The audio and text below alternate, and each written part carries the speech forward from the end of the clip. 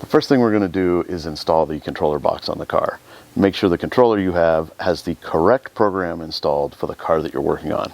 The box for this car, when you turn it over, should have the 4 zip tie mounts built into the box.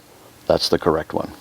Next, we're going to remove the plastic cover over the top of the engine and this little plastic cover that's over the DME. Both of these are just to give us access for what we need to do. And they just pop off the car very simply, like that. The controller will be held in by zip ties through these blocks here, down in this space just behind the DME on the driver's side of the engine compartment.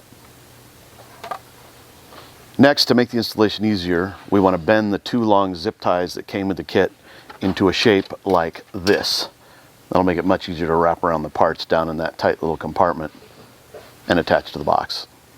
Alright, the controller is going to zip tie attach to the stock wiring loom for the DME, these 2 large black wrapped cables that are down in this hole. The easiest way to do it is to take the zip tie that you've already bent, take the end of the zip tie and pass it behind the loom, reach down, grab the end, pull it up so that it's wrapped around, and then take that in and feed it through the zip tie blocks on the back of the box.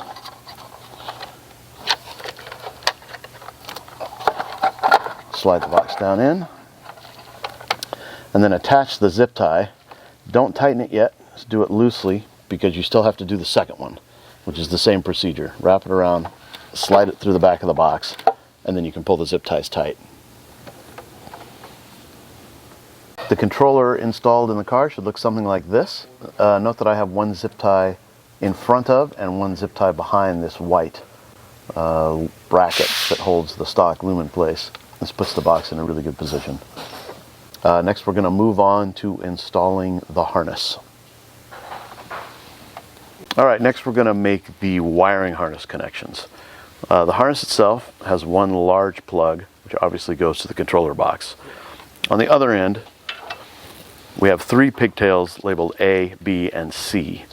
The A pigtail is going to attach to the map sensor that's located in the intake tube just in front of the throttle body. The B pigtail will attach to the map sensor that's on the top of the manifold. And the C pigtail is going to attach to the cam sensor right here on the front of the valve cover. The connection procedure for all 3 lettered pigtails is the same.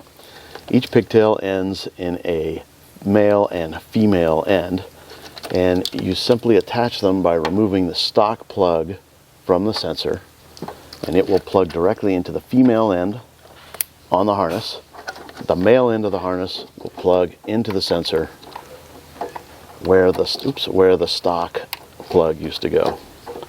Make sure you lock the little clip when you're done, and it should look something like that. Alright, once you've made your 3 sensor connections at the cam, the front map sensor, and the manifold map sensor, you can zip tie the harness into place shown here. The manifold map sensor harness will fit down in between the cam cover and the manifold nicely.